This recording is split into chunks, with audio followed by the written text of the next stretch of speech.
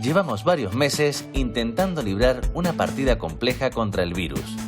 Por más que analizamos el tablero, no hay manera de dar con los movimientos que nos lleven a hacer jaque mate. Si bien nos removemos como buenamente podemos, no siempre de la manera más inteligente, para que al menos no seamos nosotros los que caigamos definitivamente derrotados.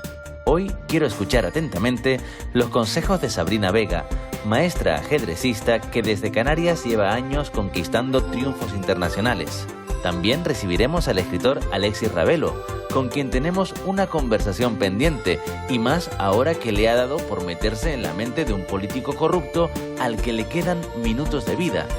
Y de corrupción política, en este caso milenaria, también hablaremos con el actor y director José María Pou, que visita escenarios canarios para traernos el pensamiento de Cicerón. Es hora de conversar, hora de adentrarnos en el mundo que viene. Que todos me escuchen, voy a hablar. Nos mudamos de aquí y hay que empacar. No, tú no. Por los libros siempre hay que comenzar. Poquiti, poquiti, poquiti, bra. Abracadabra, pata de cabra. Pequeñez, debe haber. Y todo en un saco podrá caber. Con precaución, precipitación. Hola Alexis, ¿qué tal? Muy buena, muy bien, a gustísimo. A gustísimo. Formas parte ya de una pequeña saga que estamos haciendo aquí, que son personas con las que hablamos en la primera etapa del programa, que hacíamos desde casa así encerrados, y luego decimos, venga, ya que podemos un poquito, vamos a vernos las caras. Y a ti te tenía muchas ganas, porque recuerda más que te pillé así rodeado de libros, estábamos todavía con el agobio, ¿no? Y hablábamos mucho sobre... Intentamos sacar cosas divertidas también del confinamiento, ¿no? Para mí casi son vacaciones en el sentido de que no me toca viajar, ¿no? Que es la parte más para mí más engorrosa de mi trabajo, ¿no? Yo lo vivo de manera distinta. Estábamos reflexionando un poco de hacia dónde íbamos y hacia dónde iría también la lectura y la novela negra, sí. Así que, como estoy haciendo con muchas de esas personas que al final pasan aquí a formato carne y hueso, ¿cómo crees que nos ha ido? Lo que sonaría bien o la verdad. Vamos a, ahora que no nos ve nadie, vamos a ser sinceros. Yo pensé que nos iba a ir mejor. Sí, Yo pensé que íbamos a aprender. ¿Te acuerdas que estuvimos hablando de, bueno, pues por lo menos vamos a aprender a vivir con un poquito menos y con un poquito menos de prisa y tal? Y bueno, está claro que no hemos aprendido demasiado en ese sentido, bueno, en general, ¿no? Supongo que como con todo en la vida, ¿no?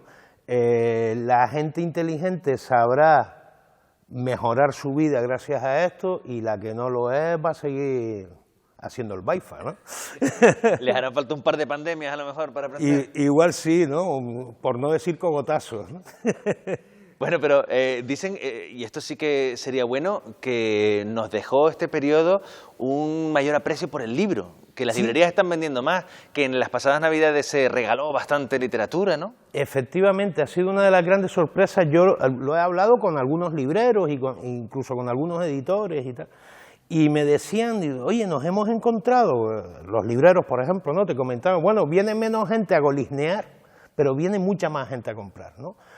Había un gran interés, y además por volver al objeto físico, ¿no? El objeto libro. Yo supongo que durante la pandemia la gente se pasaba muchas horas pegado a diferentes pantallas y tal, y supongo que el libro suponía un descanso de todo eso, ¿no? Volver al papel, ¿no? Al tacto del papel, esa cosa íntima que no la tienes que cargar, que si se te cae al suelo no pasa nada, ¿no? Y de hecho, creo que lo comentamos cuando hablamos en la anterior entrevista, ¿no? Oye, ¿qué vas a hacer? Pues me voy a ir a la librería, no sé qué. Y efectivamente me metí en la librería y me arruiné, y cargué con el bolsote lleno de libros, ¿no? Vámonos a La Palma, porque empieza muy bien tu año 2021, te conviertes en comisario o director, del encuentro de novela negra de La Palma en los llanos de Aridane, sí. Aridane Criminal, ¿no? Aridane Criminal es un encuentro que nos tiene muy ilusionados, porque además una cosa muy humilde, empezamos muy pequeñines, digamos, ¿no? Pero estamos muy ilusionados. Es un encuentro que además lo vamos a celebrar en la tercera semana de enero, porque además se conmemora el nacimiento de Patricia Highsmith, ¿no? Ella nació un 19 de enero de 1921, o sea, ahora se celebra el centenario, y vamos a traer autores y autoras españoles, canarios. Vamos a tener un festival pequeñito pero arreglado, ¿vale? En el que todos y todas las que vienen son interesantes, ¿no? Un festival de estos sin relleno. 4 días, pero usted véngase a todas las actividades, que de todas va a sacar algo interesante. Al margen del acierto del Ayuntamiento de Los Llanos, el hecho de que ya vayamos viendo que ni siquiera además tienen por qué ser las llamadas islas capitalinas, sino que en La Palma se produzcan encuentros de novela negra, esa es la culminación de un camino, Alexis, que antes parecía, cuando tú empezabas en esto, parecía imposible, ¿no? Y que además ya se hable de generaciones que por supuesto siempre te ponen a ti en puestos destacados, de escritores canarios que están dándole muy bien a la novela negra. ¿Qué ha pasado hasta que hayamos llegado a esto? Me parece que de entrada nos hemos quitado un montón de complejos y nos hemos sacudido un montón de ideas preconcebidas de encima, ¿no? En las islas capitalinas ya tenemos festivales, pero nos estaba faltando eso que hay tanto en la península como en Francia, por ejemplo, ¿no? En Francia, quitando 2 festivales, los demás, la mayoría son en ciudades muy pequeñitas o en pueblos, incluso, ¿no? En España hay una red muy interesante de festivales muy chiquitines, porque suceden en ciudades muy pequeñas, ¿no? Son festivales pequeñitos, pero que al final son la verdadera salsa, ¿no? Son la verdadera guinda de este pastel, ¿no? de la difusión de la novela negra, y además creo que ya hemos entendido que el género negro, porque sea género, no es menos literatura, ¿no? Yo llegué a estar delante de un editor que me llegó a decir, bueno, ¿la novela que estás escribiendo ahora es negra o es literaria? Digo, It's chessboard.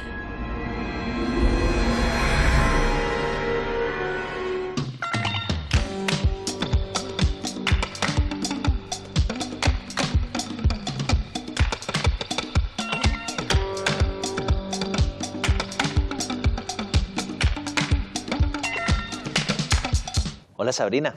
Hola, muy buenas, encantada de estar aquí. Igualmente, si esta conversación fuera una partida de ajedrez, yo jugaría con blancas porque estoy abriendo. ¿Y qué tendría que hacer? ¿Tendría que ir a saco, entrar poco a poco? ¿Qué hago? Llevas la iniciativa, parece que no, es una pequeña diferencia porque cada uno tiene un turno de juego consecutivo, pero esa pequeña diferencia marca si juegas con energía y tienes bien controlado después el terreno de juego, el centro, te va a dar mucha ventaja. Bueno, luego depende de cómo te pongas tú. Tú podrías decir, bueno, pues yo voy a más o menos tantear o voy a responder atacando también, ¿no? Sí, con negras, de hecho, la primera fase de la partida se llama que planteas una defensa, con blancas apertura, con negras defensa, y eso un poco implica el concepto de primero vamos a consolidar, intentar asegurar nuestra fortaleza y ya después reaccionaremos. Bueno, vamos a ver qué pasa. Empecemos hablando por ese periodo en el que mucha gente estaba encerrada en sus casas, tú también. ¿Saliste mejor jugadora del confinamiento o peor por no estar en competición? Porque por tener horas tenías unas cuantas por delante, ¿no? Es verdad que la competición no es solo estudiar, no es solo el conocimiento que adquieres, que es una parte importante, fundamental, por supuesto, pero la práctica de la competición influye en tantísimos factores que tienes que estar constantemente compitiendo, en activo. Esto lo perdimos en confinamiento, pero el ajedrez tiene algo que quizás nos ha ayudado un poquito a salvar la situación en un primer momento, que el ordenador e internet es la parte, una herramienta básica. Entonces, en ese sentido tenemos plataformas de juego.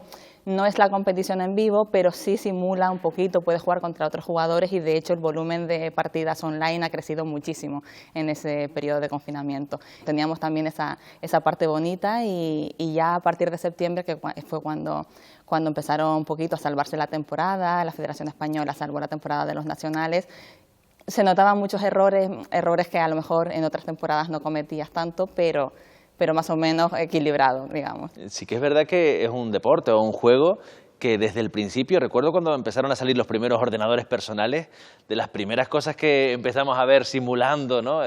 Cosas que teníamos en la vida real, eran los juegos de ajedrez, ¿no? Y pues siempre decían, a ver si el hombre puede con la máquina, ¿no? Parecía algo que se ha ido adaptando muy bien también al mundo online, y además tú estás metida en eso, es algo que en lo que crees y que trabajas para difundirlo. Pero supongo que como en todo también, ¿no? El cara a cara tiene su aquel que no se puede reproducir, ¿no? Sí, sin duda lo que nos gusta, el jugador que está en activo, lo que gusta es precisamente esos retos que te ofrece el ajedrez, compitiendo de tú a tú, mejorándote y creciendo de forma personal, pero también intentando batir a alguien por igual, ¿no?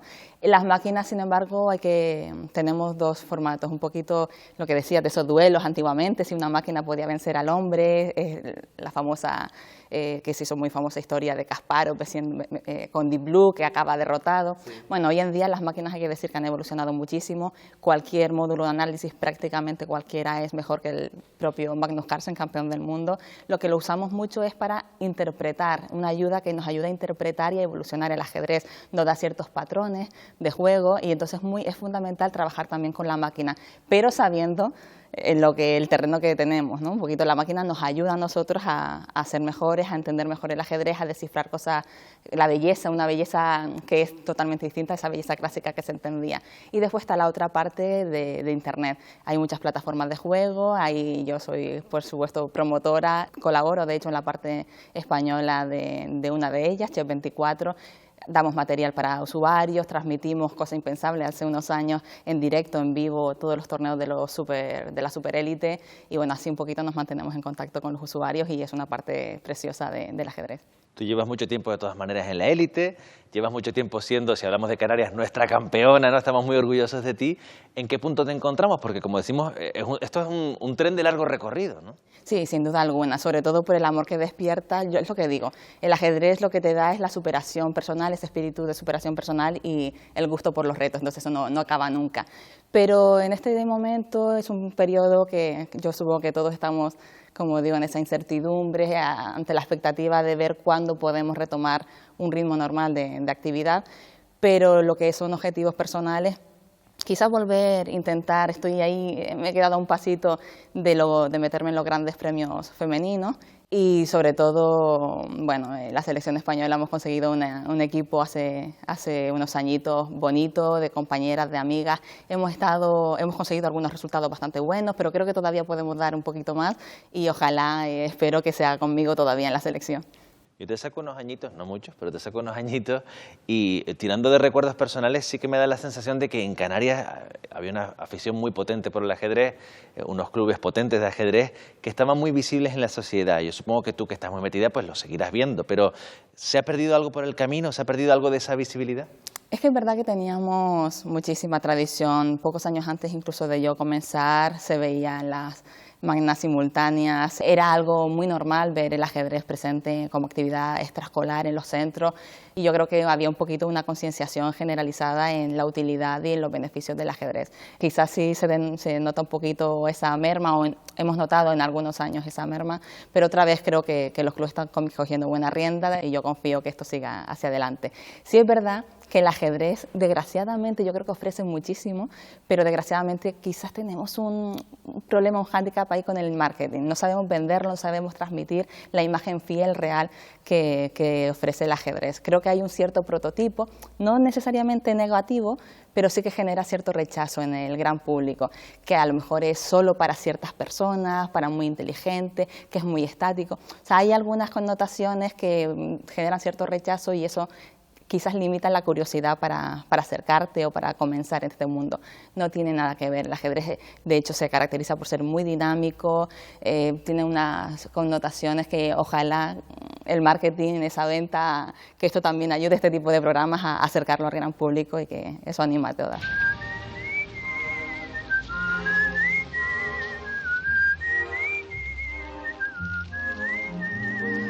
Why am I feeling so good? Why am I feeling so strong? Why am I feeling when things could look black that nothing could possibly go wrong? Hola José María, ¿cómo estás? Hola Sergio, muy bien, encantado de estar con vosotros y de estar en las Islas Afortunadas, aunque sea virtualmente y en la distancia.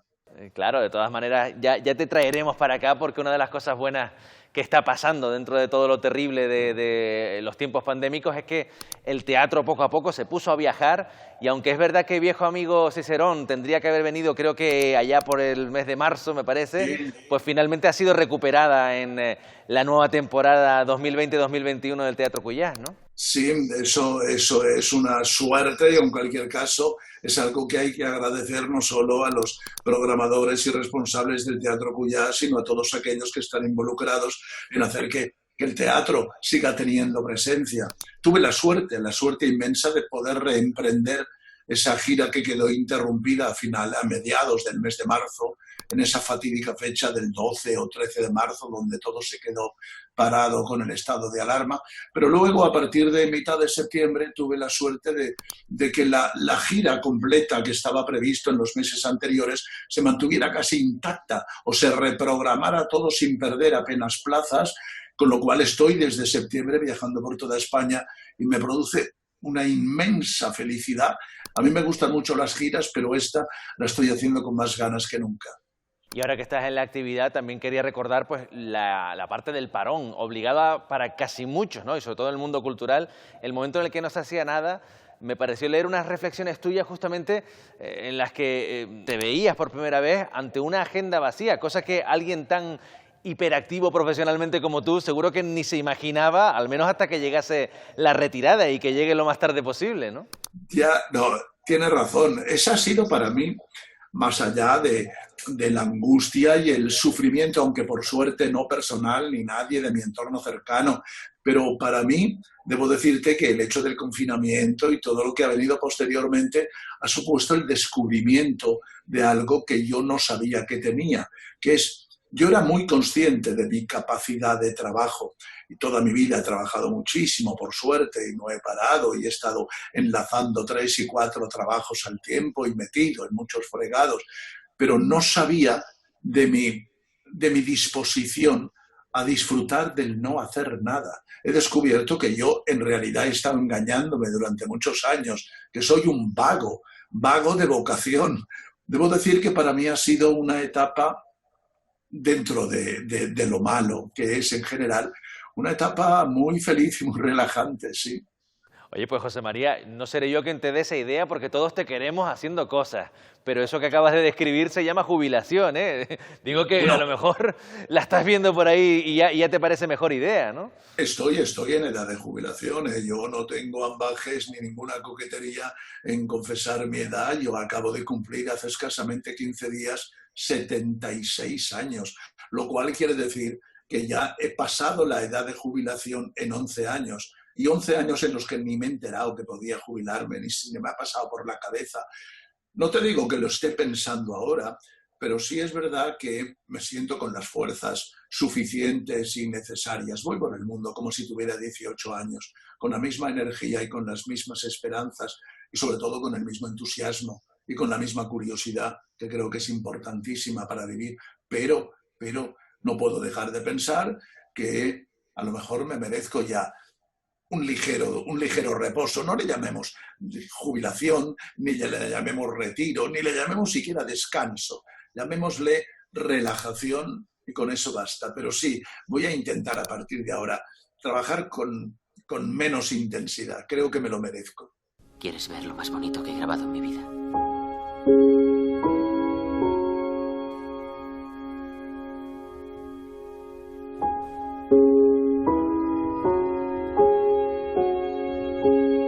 El otro día estuvo por aquí Luis Fer Rodríguez, que le conoces bien, y me hablaba de la creación de Salacadula, que ahora está celebrando sus 25 años, y decía que surgió en una noche del Cuasquías, Noches del Cuasquías que conoces bien.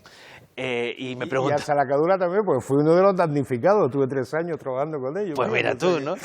Claro, yo pensaba en eso, ¿no? En esas ideas que surgen en Noches de Marcha y si ahora que las Noches de Marcha casi no existen, si tú eres de ese tipo de creadores noctámbulos y si crees que la creación se puede ver afectada o modificada en esos tiempos. Yo es verdad que con los años, ahora ya soy mayor, ya soy un señor serio y tal, Y me he acostumbrado a trabajar por la mañana, ya cada vez soy menos noctámbulo, ¿no? Escribo de 7 de la mañana a 11:30 más o menos, o 12, esas son mis horas de trabajo. Has cambiado el golferío por el oficio. Por el oficio, ¿no? Pero sí es cierto que muchas grandes ideas surgen en torno a la fiesta, en torno a un concierto, en torno al alcohol. Y claro, esos entornos a esos estados alterados de conciencia, digamos, ¿no? A veces ayudan mucho a crear. Es verdad que luego la mitad de las cosas que sacabas de ahí había que estarla trabajando 6 meses para que se parecieran en algo a un texto, ¿no? Sí. Pero sí es cierto que sobre todo el contacto con diferentes creadores, los pequeños brainstorming que se organizan, ¿no? Hacen que muchas veces ocurran pequeños milagritos, ¿no? Como el milagrito que fue Salacadula, por ejemplo, ¿no? Pues fíjate que ya por acercarme un poco a tu actualidad más inmediata, un tío con una bolsa en la cabeza suena a idea de noche en un bar, pero no, me imagino que no. No, surgió en una conferencia aburridísima, estaba asistiendo a una... Bueno, eso es otra vertiente creativa también. Sí, yo le estaba dando la vuelta a la idea desde hace mucho tiempo y tal, porque además estaba escribiendo aquella novela La ceguera del cangrejo, ¿no? Que trataba sobre corrupción en Lanzarote y tal. Me había documentado muchísimo sobre corrupción, sobre el modus operandi de este tipo de delincuentes, ¿no? Decía, bueno, estos se merecen una novela concreta que hable sobre ellos, ¿no? Y surgió esta idea, ya te digo, en una conferencia, nunca voy a decir quién estaba dando la conferencia, ¿vale? Me estoy aburriendo como una ostra, pues por lo menos voy a sacar la libreta y me voy a poner a trabajar, cosa que suelo hacer, ¿eh? Tú cuando me veas en una conferencia con una libreta, o estoy tomando apuntes de lo que se está oyendo, o a lo mejor me estoy aburriendo mucho y estoy trabajando, ¿está claro? Y bueno, y te metiste justo en esa última novela que has publicado, la de un tío con una bolsa en la cabeza. Hiciste algo atípico en ti, que es meterte en primera persona en la mente de un corrupto, sí, ¿no? Yo entendí que esa historia había que contarla así, no tenía otra manera de contarla para poder explicar todo lo que era la vida de este señor, ¿no? Y se me ocurrió esa pequeña anécdota, ¿no? De bueno, pequeña para mí, para él enorme, ¿no? Ese tipo que se está asfixiando. Mortal, la anécdota claro, mortal. Después de un atraco se está asfixiando y tal, y digo, bueno, trabajamos con el punto de vista psicológico y trabajamos un monólogo interior, técnica que yo había utilizado así de soslayo en alguna ocasión, muy instrumentalmente, pero nunca había utilizado para escribir toda una novela. Esa técnica requiere que tú estés en el pensamiento antes de hacerse lenguaje incluso, ¿no? Y que intentes captar ese flujo de conciencia y además en este caso, claro, como todo pasa por el crisol, ¿no? Por el punto de vista de este tipo, que es un individuo de estos con los que yo no me tomaría ni un café, ¿vale? Te toca también indagar en su personalidad, en los aspectos de su personalidad, perdón, que se parecen a los de la tuya, ¿no? ¿Vale? Y eso es muy incómodo, Sergio, porque te ves reflejado en un espejo en el que a lo mejor en el fondo también estás tú, ¿no? Es que eso te iba a preguntar, porque dicen a veces que la corrupción a veces es una cuestión de tenerlo al alcance, de oportunidades, y que todos podríamos acabar siendo corruptos en mayor o menor medida si tuviésemos la tentación, como a veces la tienen algunos de estos personajes. Yo no sé si tú llegaste ahí a tener miedo por eso, para decir, oye, y yo caería en estas cosas. Es que de lo que me di cuenta es de que la corrupción ya no es solo una cuestión de poder, sino una cuestión de actitud ante la vida. A nosotros nos educan para ser ambiciosos, para que no nos paremos nunca, para que no nos estanquemos, que es como lo llaman, ¿no? Cuando eres cabo tienes que ser sargento, y cuando eres sargento tienes que llegar al alférez, y cuando llegas al alférez tienes... así es en nuestro mundo laboral normalmente, ¿no? Nos educan para eso. Una vez en esa rueda de la ambición, si lo importante es lo que puedes acaparar, lo que puedes progresar, si confundimos competitividad con competencia, ¿vale? Ahí estamos abriéndole la puerta a todo tipo de corruptelas, todo tipo de ambiciones, todo tipo de traiciones, ¿no? Hombre, yo gracias a Dios estoy, digamos, un poco fuera de esa rueda, porque a mí me da todo bastante igual, ¿no? Yo con tener para comer y poder seguir escribiendo soy feliz, ¿no? Pero alguna vez lo he pensado, ¿no? Qué fácil es meterte en ese mundo en lo que cuenta es en el que lo que cuenta es vender más que el compañero, triunfar más que el compañero, no sé qué, no sé qué, ¿sabes? Una forma de vivir que yo no la entiendo, pero que es muy habitual, ¿no? Incluso en mi trabajo. Intenta comprenderlo. Sé que es difícil afrontar así los hechos, pero como ya te he dicho, este es un mundo de hombres y tiene uno que dejar sus ideales colgados fuera, como haces con el sombrero. ¿Y la novela que estás escribiendo ahora? Bueno, la que estoy escribiendo ahora es literaria y es negra, y además es de la serie de Eladio Monroy, porque el muchacho lo tenemos ahí hace 2 años. O sea, que a lo mejor en el 2021 vuelve vuelve Eladio. A lo mejor no, seguro. Vuelve, en el 2021 pues mira, vuelve Eladio a repartir hondonadas de hostias. Pues ya que parece que lo de la vacuna lo tenemos encaminado, lo Sí, siguiente sí. a desear era el regreso de Eladio, así que Sí, y en además esa nos vemos. vuelve con una historia que transcurre un poquito antes de la pandemia. Eladio está ahí lamentando los incendios, pues ocurre en el 19, la novela empieza después de estos incendios terribles que tuvimos, ¿no? Alexis, gracias por darnos un nuevo motivo para que este año vaya avanzando y nos vemos en la próxima. Muchas gracias. Oye, pues nada, un placer. Isn't it lovely? All my fellow workers, prop men, electricians and so on, bought this and presented it to me.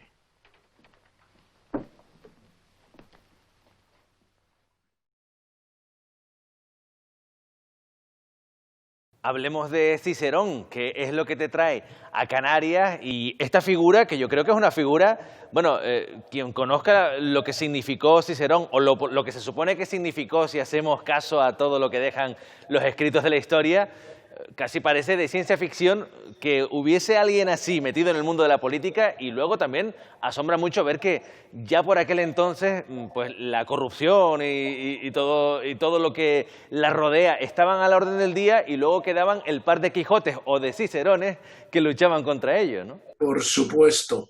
Después de la experiencia que tuvimos con un espectáculo alrededor de la figura de Sócrates, el gran filósofo Sócrates, que murió también por defender la libertad de expresión y la libertad de sus conciudadanos, pensamos que valdría la pena volver a repetir una experiencia similar, y encontramos que la figura de Cicerón era la más adecuada en ese momento, por aquella fórmula de, revisando el pasado, reflexionar sobre nuestro presente, ¿no? Y encontramos la figura de Cicerón, que es un ejemplo, una figura con luces y sombras, por supuesto, pero que es un ejemplo de lo que muchos entendemos o creemos que debe ser un buen político, un político comprometido. No olvidemos que Cicerón, aparte de dejar una ingente, una inmensa e inacabable obra escrita, que todavía hoy sigue siendo la base de todos aquellos que estudian oratoria, derecho y todo aquel que quiere ser un buen político, es un hombre que se comprometió muy personalmente. Siendo él un íntimo amigo de Julio César, habían prácticamente crecido juntos de jóvenes y demás. Cuando Cicerón vio que César se iba apartando de esas libertades democráticas para ir cercenándolas y para ir construyendo poco a poco un imperio romano que no dejaba de ser una tiranía en la cual él actuaba de tirano y de emperador y demás, pues Cicerón no dudó un momento en defensa de la democracia, en defensa de la libertad de sus conciudadanos romanos, en confabularse y organizar lo que fue el famoso asesinato de Julio César, del cual el propio Cicerón reconoce haber sido el elemento que lo inició, que lo ideó y que hizo todo lo posible para que se llevara a cabo. Pero fue un hombre que entregó su vida por defender la libertad del pueblo romano y por defender la democracia, y creo que eso nos debe hacer meditar hoy en día muchísimos. Un hombre con un pensamiento increíble, increíble. Y encima eso, además era buen orador, el corazón democrático en el sitio adecuado. La pregunta es, justamente trasladándolo a nuestra realidad, si alguien como él podría haber prosperado en alguno de los partidos políticos que tenemos activos. Ya sabes, por aquello que dicen que no siempre los mejores son los que acaban llegando a los puestos de mayor responsabilidad, ¿no? Te voy a decir algo. Sé perfectamente a qué partidos no se hubiera afiliado. Me imagino que hay, pues quizá un par o tres de partidos con los que podría estar muy de acuerdo, es decir, con todos aquellos que se empeñan en respetar las leyes y defender la democracia y respetar la libertad de los individuos por encima de todo. Aquellos otros partidos, y sabemos quiénes son, que están dispuestos a cercenar las libertades y demás, con estos no tendría nada que ver, por supuesto, en absoluto. Y déjame decirte además, no estamos haciendo un espectáculo de la época romana, vestidos de túnicas antiguas, ni un espectáculo de eso que se llama clásicos difíciles de aguantar.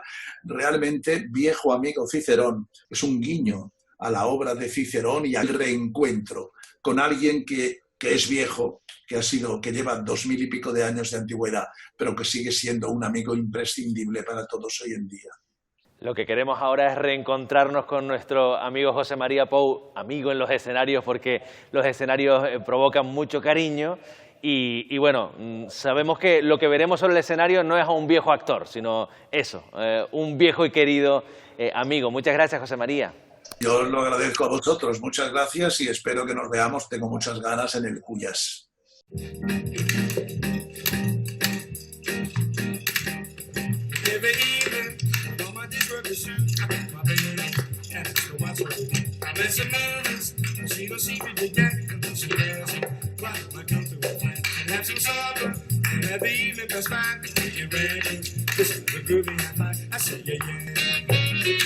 Bueno, hablamos de series. Porque también han cambiado mucho las cosas desde el ajedrez y para el ajedrez, y supongo que para tener también una representatividad femenina, ¿no?, en el ajedrez, ese fenómeno de Netflix, ¿no?, Gambito de Dama, que creo que tú lo viste cuando salió, ¿no? Sí, al poquito. No sé si al verlo tú dijiste, oye, esto va a ser un fenómeno, o qué gracioso. No, realmente es algo que tampoco, yo personalmente no soy una experta, no sé medir, pero la verdad que ha sido bonito ver que ha tenido esa gran repercusión y sobre todo yo creo que es de agradecer para nosotros, los que estamos metidos en este mundo, es de agradecer que lo que decíamos, ¿no?, tenemos ese hándicap en la parte de marketing y una gran productora como Netflix el que haya decidido y querido acercar al gran público esa imagen del ajedrez, tratarlo con ese respeto. Estuvo asesorada la parte técnica por el mismo Garry Kasparov, bueno, es algo positivo. Para mí lo bonito es que no se matiza tanto el hecho, una chica, sino naturalizar que una mujer está introduciendo, está haciendo camino en el mundo del ajedrez y que eso yo creo que es lo importante, ¿no?, que lo veamos cada vez como algo natural. Así que es una serie que yo recomiendo. Es que podríamos entrar a discutir, no lo voy a hacer yo, no voy a abrir ese melón en, digamos, los deportes con una gran carga física, pues las cualidades físicas que se puede tener de partida si se es hombre o si se es mujer. Se podría hablar de eso, pero en el ajedrez ¿tiene sentido lo de la división en categoría femenina y masculina? Aquí hay un dato que quizás no es tan conocido al gran público, a la gran audiencia, que no es tan conocedor del ajedrez. La parte física es fundamental también en ajedrez. Quizás no, por supuesto, no te desarrollas tanto como en los deportes físicos propiamente dichos, pero sí estamos hablando de que cada partida dura de media, los ritmos clásicos, dura de media como unas 5 horas de juego.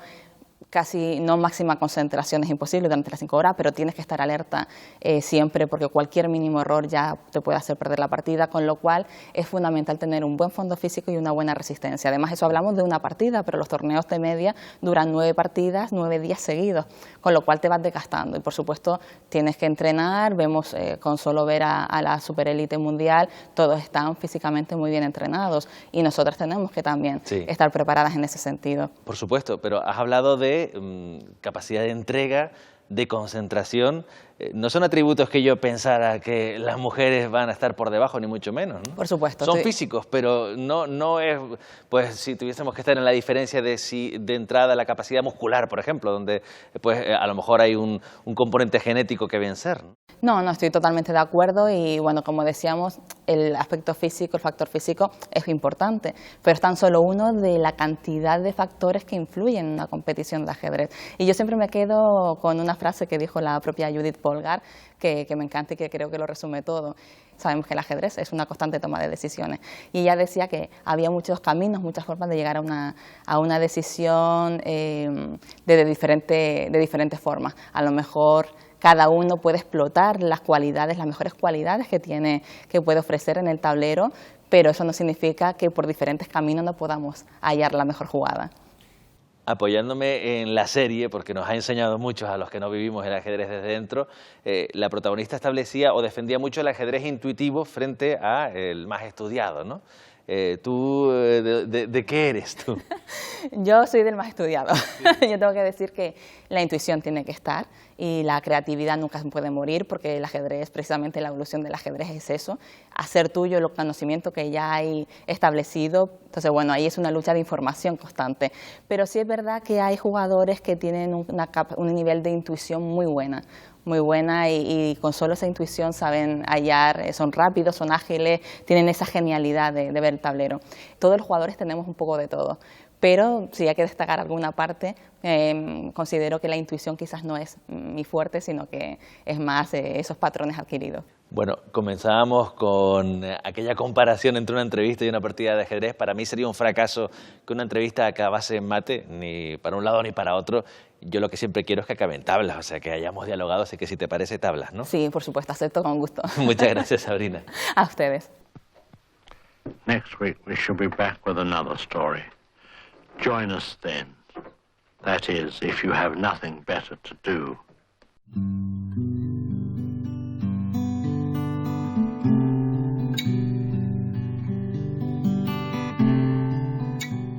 A todos los hombres se nos enseña a ser hombres. Cuanto menos llores, cuanto menos te expreses, cuanto menos vulnerable, más hombre. Cuanto más puedas con todo, cuanto más parezca que pasa, cuanto más fuerte, más hombre. A todos los hombres se nos enseña a ser hombres y se nos impone un castigo si no cumplimos con esa idea.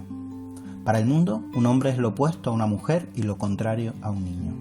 Y hay que demostrarlo todo el rato públicamente, porque los hombres debemos explicaciones al resto de hombres, porque ellos tienen nuestro pase a la virilidad y el reconocimiento de nuestra hombría.